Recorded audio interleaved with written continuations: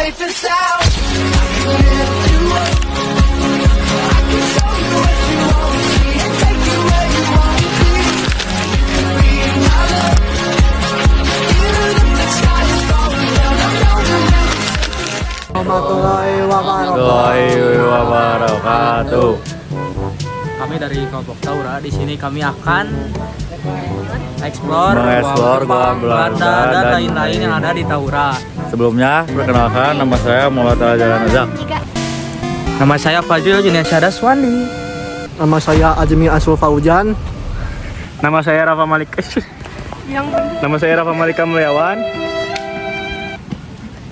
Nama saya Alvin Rahman. Saya Gatal Mike Akadizi. Saya Talita Mega Putri. Saya Astrid Febrina. Saya Salsa Bilacik Azalea. So, kita lanjutin explore kita. Let's go. Selamat menyaksikan. Halo semuanya, kita dari kelompok Taura.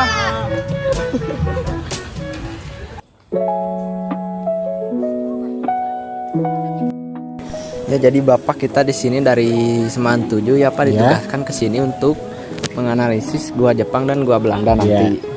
Nah, kalau boleh tahu bisa kenalin dulu nama Bapak siapa? Yana. Pak Yana ya? Ya. Oke. Pak Yana di sini sudah berapa lama Pak kerja Pak? Udah hampir 7 tahun. 7 tahun. Sebagai pemandu wisata di sini. Kalau boleh diceritain Pak, awal mula gua Jepang ini tuh bagaimana sih Pak? Ya dulu sih ini sebetulnya fungsi utamanya untuk persembunyian ya. Persembunyian orang Jepang. Jadi sebetulnya untuk gua Jepang ini dulunya hanya sebagai gua tambahan dari lokasi gua Belanda. Oh, masih nyambung berarti ya? Iya, jadi kan kalau untuk menurut sejarah, orang Belanda kan mengelola pasar sama orang Jepang ya. Nah, fasilitas gua Belanda seperti pakai. Nah, orang Jepang kekurangan 4 bikin di sini sebagai gua tambah. Awal pembuatan gua Belanda tahun 1918, ini 1942. 1942. Oke Pak. Jadi untuk gua Jepang ini memiliki 4 pintu, 3 lorong, 2 kamar-kamar, 2 ventilasi, dan 2 ruangan logistik.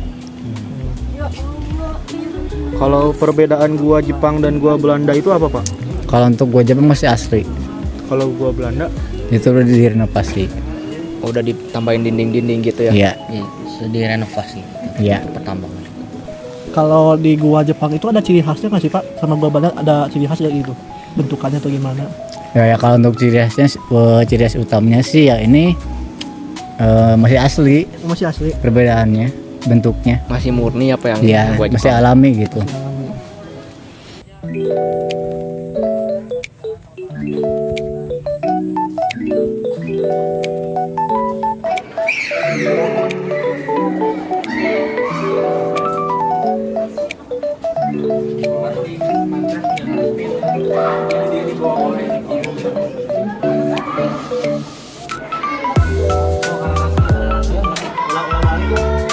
Yang benar.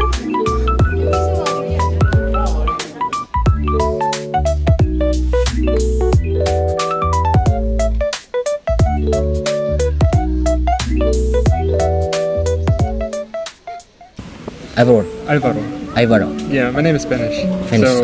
Yeah.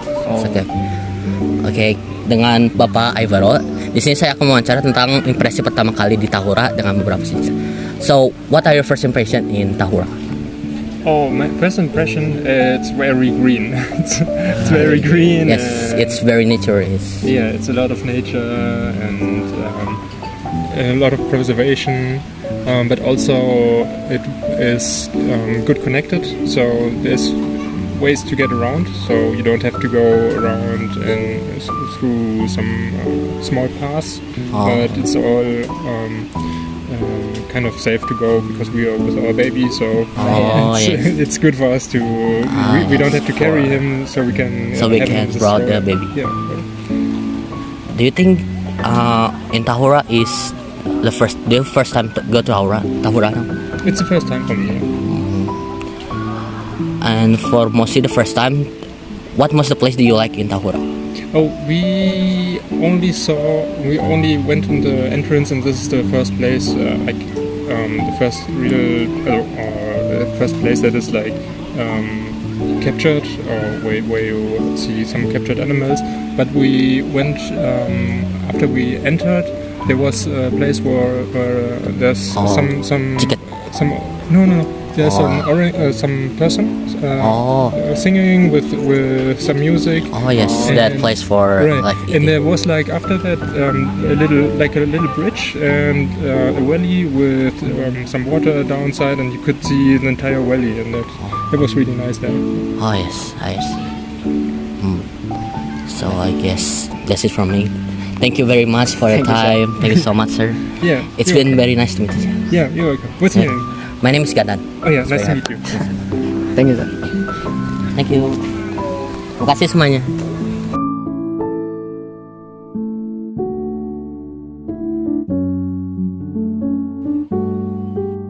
Dua, tiga. Hai teman-teman semuanya, kita hari ini dengan podcast tentang sejarah. Nah, di video kali ini, mau tepuk tangan dulu. Iya.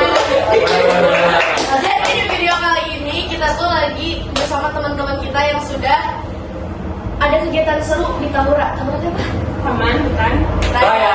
Nah, kita pertama kenalin dulu kalian host kita yang seru. Pertama ada siapa nih? Kenalin, aku Astrid. Aku Syakira. Aku Roza. Terus ini ada peserta-peserta yang ditanya ini siapa aja nih? Ya, halo semuanya, nama aku Aira. Aku Salsa. Saya Malik. Saya Malika. Aku Alvin. Halo teman-teman, aku Abni. Oke, jadi sekarang kita bakal tanyain dulu lah ya keseruan mereka di sana. Coba aku mau nanya nih, kan kalian tuh ke Tahura ya? Kalian tuh ngapain aja sih di Tahura? Boleh tahu gak? Di Tahura kita mengeksplor tentang gua Jepang, gua Belanda. Dari situ Ada kegiatan lain gak selain itu? ada. Apa itu? Kita main ke penangkaran rusa, habis selesai eksplor gua Jepang sama Belanda. Terus sebagian juga ada yang ke Curug Omas. Oke. Sekarang aku mau nanya nih, kan berarti kalian udah ke gua Belanda sama gua Jepang ya? Ya. Aku pengen tahu dong sejarahnya dari gua Belanda gimana? Oke, jadi gua Belanda itu dibangunnya pada tahun 1001 sampai 1007. Awalnya itu gua Belanda digunakan untuk pembangunan PLTA Cikapundung. Tetapi setelah Perang Dunia Kedua, fungsinya jadi berbeda, yaitu malahan menjadi pos militer. Lalu yang kedua untuk penyimpanan amunisi, dan yang ketiganya itu adalah sebagai radio komunikasi. Itu sih. Oke. Menarik ya? Menarik. Terus, kan aku tadi suka lihat ya di TikTok, di YouTube gitu.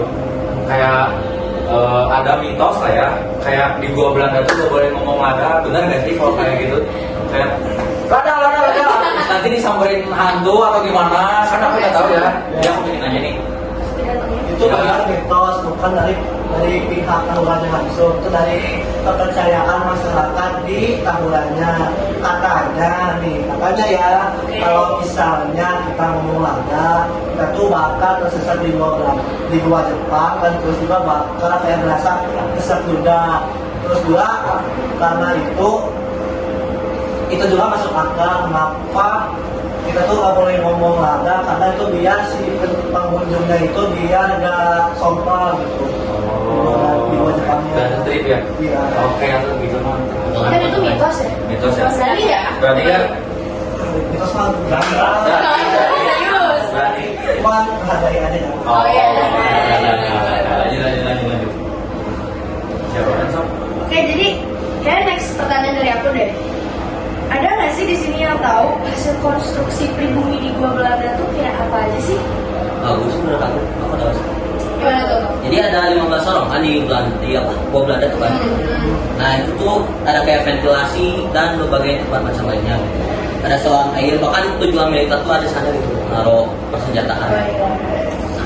Gudang gitu ya? Semacam gudang itu.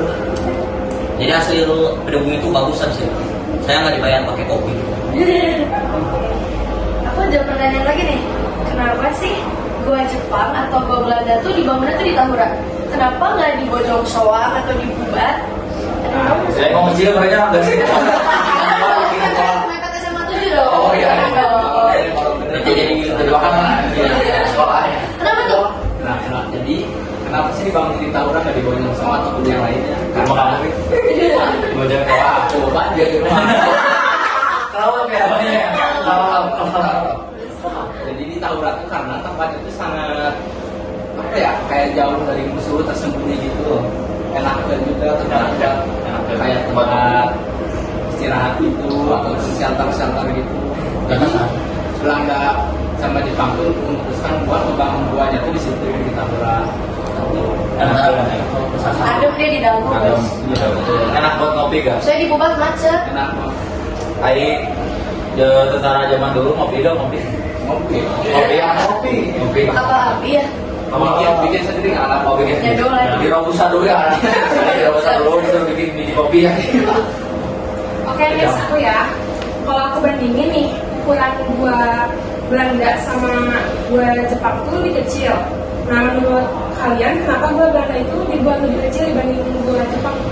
Gua Belanda ya karena kenapa kecil ya karena memang harus gua Belanda itu memang untuk ditempatkan tuh kayak tempat makanan, minuman, sedangkan gua Jepang itu kan buat tentaranya langsung, jadi tentara Jepang tuh dilurusin semua, sedangkan Belanda itu cuma buat menyembunyikan logistik mereka dari musuh gitu.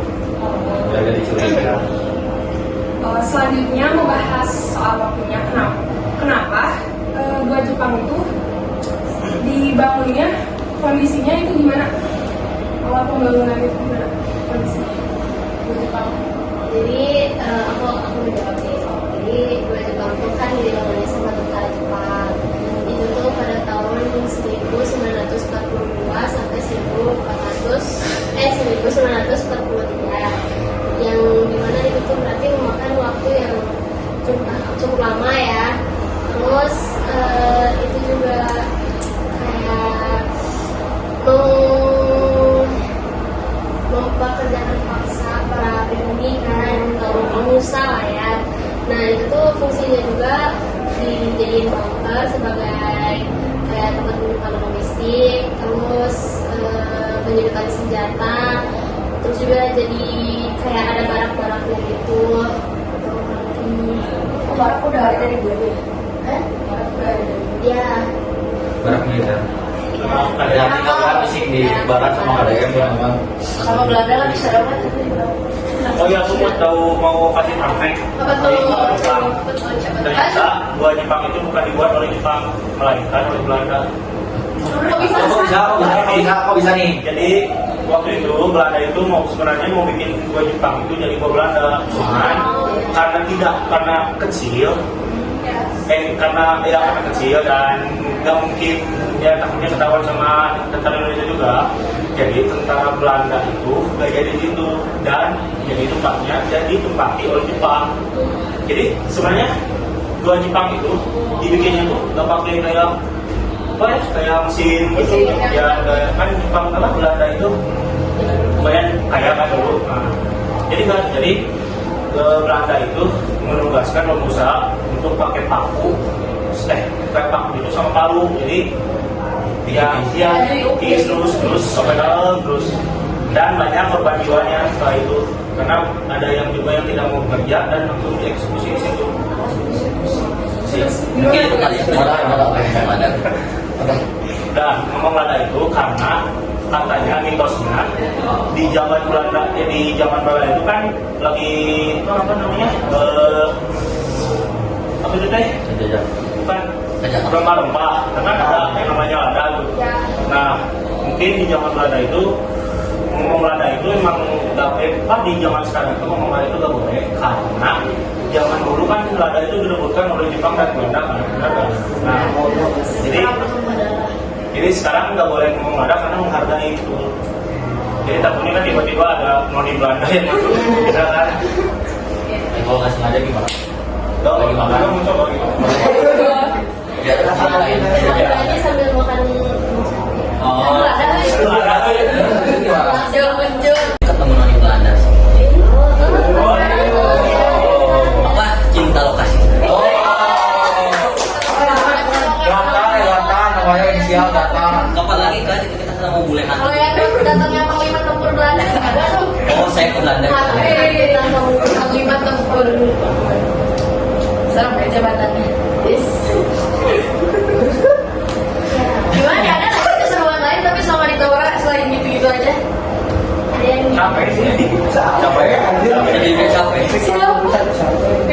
Ada wawancara orang-orang itu nggak sih di sana? Jadi aku tuh kan wawancara bule kan. Ya. Dari mana? Jadi bulenya tuh dari Jerman, tapi namanya itu Spanish. Tapi ekstra British ya. Nah itu siapa namanya? Hebron misalnya. Pilihannya baik gitu ya. Kan tanya-tanya apa sih bahas tawuran? Tentang Taurah presidia sih misalnya. Terus habis itu tuh kayak excited, orangnya baik, alhamdulillah ya. Sayangnya aku cuma muka aja gitu, gak ada rasa itu. Turis doang tapi bukan yang kayak emang diam di Indonesia. Turis doang. Next berarti kita ke Jerman ya? Dari wawancara sama dia. Dari wawancara sama dia. Nasi goreng. Nasi goreng. Nasi goreng ya? Nasi goreng. Rasis. Sejarah nasi goreng. Nasi goreng. Iya, nasi. Nasinya pakai es. Nasi. Nasi goreng. Nanti itu dong, jangan dibombardir. Digasin. Ya. Terus jadi Takut belum dah, kalau yang benar. Kita sejarah Indo gak sih? Bukan sejarah Jerman. Nah, Pagi. Ada yang menarik tuh sih. Oh, ceritain dong yang diculik dengan kemana lain. Yang itu tuh yang ada apa? Ya, Yang monyet tuh. gitu ya. Ya, jadi disuruh tuh aku, Fadril, Alvin sama Gatan tuh menyerahkan ke ormas. Ormas apa ini? Ormas tentara kuning gitu. Jangan buat apa sama sih. Terus kayak nyampe di sana tuh kita kan duduk nyantai-nyantai gitu istirahat. Terus kita di depannya tuh ini ada keluarga gitu, keluarga kecil lagi liburan lah ya. Seorang monyet itu. Nah, ada hubungannya sama monyet nih. Ada. Terus nyampe di sana.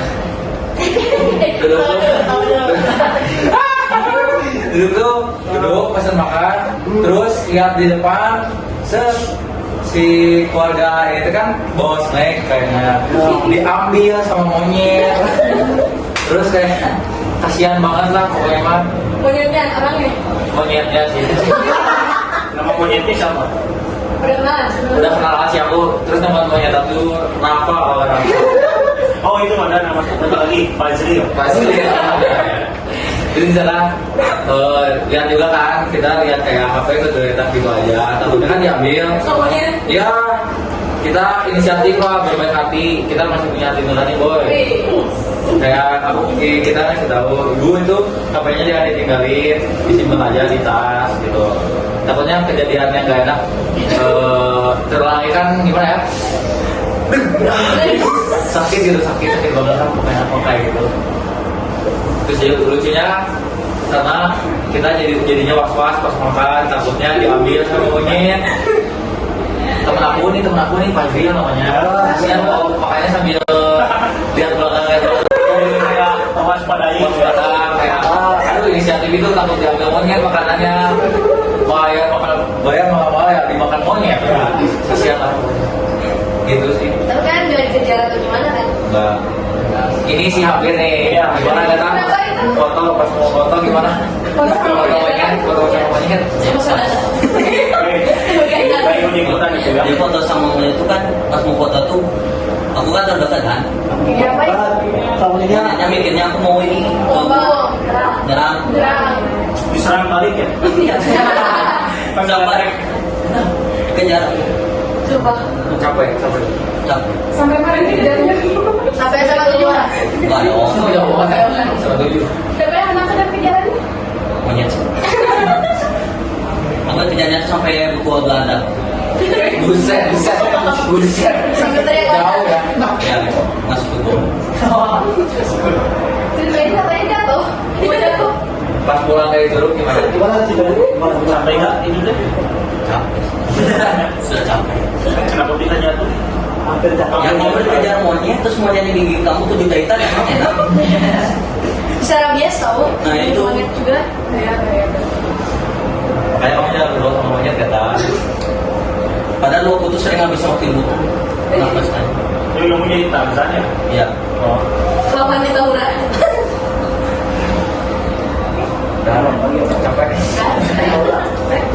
Udah juga ya kegiatannya kayak udah dibahas semua ya? Ya. Apa sih doang nih guys? Iya. Udah apa sih doang? Asik. Ya. Maaf tuh videonya bentar banget, kitanya nggak asik. Izin. Oh ntar asik karena kan videonya ditampilin. Ya. Video yang dikejar monyet ditampilin. Ada beresnya, sayang sekali ya. Saya tidak tahu saya sekali. Nanti kita minta CCTV di tawuran dulu. Udah nih sampai sini aja nih. Mau di closing? Ya udah. Kayaknya sekian dari PTS kita. Apa PTS? PTS?